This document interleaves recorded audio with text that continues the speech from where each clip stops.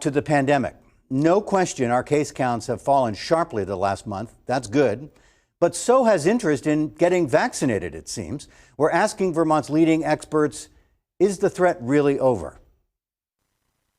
Dr. Mark Levine, Commissioner of Health, welcome back to NBC5 In Depth. Thank you. Great to be back, Stuart. Well, it's great as always to have you. Where, as we begin a third year of the pandemic, where do you think we are right now? I think we're in a pretty good place, to be honest. The Omicron variant and subvariant are still around, but as you've seen on our data, the number of new cases is really not increasing at a dramatic rate. It's kind of stable at a much lower rate. Our hospitals continue to have a very minimal business from COVID at this point in time, especially the ICUs. Our deaths are significantly lower than the unfortunate high months we had in December, January, and February. And we have a public that seems to be trying to, as best they can, return to the kind of life that they envisioned that they wanted to have pre-pandemic. And though they know the pandemic is still there, they're able to start on their own, working their way through getting from a pandemic to a more endemic kind of posture. Well, the subvariant, the BA2, is that going to mirror the original Omicron, which arrived, over the winter and cases went straight up and then, after 60 days or so went straight down? I hope not. Yeah. All of our predictions and projections indicate that BA2 is a more transmissible variant, no question, 1.4 to 1.6 times more transmissible than the original Omicron. But at the same time, we're looking at experiences around the world and around the country to try to come to a conclusion about what will happen here. We have Asian countries that had a zero COVID policy, which now have this very transmissible variant really interfering with that policy and making many of the countries say, we can't do that anymore, and giving it up. And they are having surges. We have European countries, some of whom have vaccination rates better than the US, some worse than the US. Many of them are not seeing an extra surge, but some of them are. And specifically, Great Britain is seeing not only more cases, but they've begun to see more hospitalizations. But that's not been the pattern everywhere in Europe.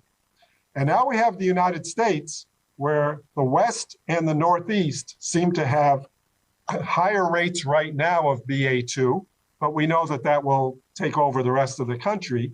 So as a percentage of our sequencing that we do on a routine basis, it's now in the Northeast over 50% of the sequences. But having said that, does that mean it's going to cause a surge in cases? We're not seeing that, not necessarily. Or will it just cause this epidemic curve, which went straight up and came plummeting down? Will it cause it to just have a long tail on it, whereby we're living with Omicron for a longer time, but we're not seeing a substantial increase in the number of cases? That's what most of us in the United States are thinking will happen. Best defense remains full protection from the full series of vaccinations and a booster. At the briefing this week, you reminded us about where we are. And by age group, there are some brackets that have some work to do. And you noted in particular, like those in their 60s, the 60 to 64, only 7 in 10 Vermonters are now fully protected. Does that leave us vulnerable to some degree? It really does, because of course, we consider age to be a vulnerable risk factor. And so we would like our oldest Vermonters, first and foremost, to be the ones to be boosted, if anybody's going to get boosted, as well as those who are more immunocompromised due to health conditions. So 7 in 10 is not bad. Even 8 in 10 is not bad. And we lead the country in so many of those categories. But I would submit that if you want to avoid getting Omicron, you need to be boosted, period. And so I would love to see that rate increase further. It's certainly not too late. With the booster, you don't have to wait 2 weeks to see if it had an effect because your immune system's already primed. So getting the booster, you get a pretty immediate effect. So I would recommend anyone who hasn't, no matter what age, to get the booster, but certainly those who are older Vermonters. And among children, there's certainly a lot of work left to do among the 5 to 11-year-olds, now at 57% full protection. Moderna this week announced some, what was billed as pretty encouraging news about the efficacy of their vaccine, a much smaller dose of their vaccine for kids as young as 6 months. What do you anticipate in terms of FDA approval for a vaccine for the youngest kids? It's going to be a very interesting process because unlike all the other age groups, whether kids or adults, the numbers that are coming out for the efficacy to prevent symptomatic infection are lower than we've seen. They're below 50%. They don't have numbers for preventing hospitalizations and deaths because those are pretty rare events in that age group. So the study could never be powered to be large enough to have enough of those events occur.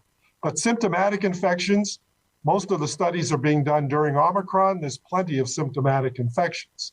So the rate of decrease may not be what most parents would have hoped for, but I would caution those parents to realize that the fact of the matter is many vaccines for symptomatic infection work at that level, and your immune system is still being impacted by getting the vaccine. And that's going to last your children for many, many years. And it's going to affect parts of your immune system that we don't even measure very well in a very favorable way. So it will be interesting to see how the advisory panel to the FDA responds to this data. And I can't say too much more about it because I haven't had a chance to review it, and most of the public has not been able to see this data yet. So we'll hear what they have to say when they meet in April. I know they're meeting in the first week of April, but it's not to review this data, it's other business. So it'll probably be much later as we get into the spring that we hear this. I wouldn't want to make a prediction, but I would want people to not respond in a negative way to hearing some of these early numbers. Well, speaking of spring, I guess as we wait to see whether this new subvariant triggers a surge here or not, it's better that it is spring and summer. Warmer weather has in the past been the season of the year in which we have fewer cases, and I guess because we're outside and more fresh air? Absolutely. Spring and summer bring the opportunity to open windows, to stop gathering in large groups indoors, to not worry as much about the ventilation system inside because you've got good ventilation all the time. But I would still caution us, we haven't really had a season free of SARS-CoV-2 virus in the last 2 years. You know, whether you're talking about Vermont or any other part of the country or world, it's come up at various times in various seasons. What we're all hoping for, because it is a respiratory virus, is it will assume the nature of most respiratory viruses, which is settle into a fall and winter kind of pattern. But I make no promises yet because this virus has obviously had a mind of its own for 2 years, and I would hate to make a prediction that I would be called on later on to refute. Dr. Mark Levine is Vermont's Commissioner of Health. It's always a pleasure to have you. Thank you. Thank you, Stuart.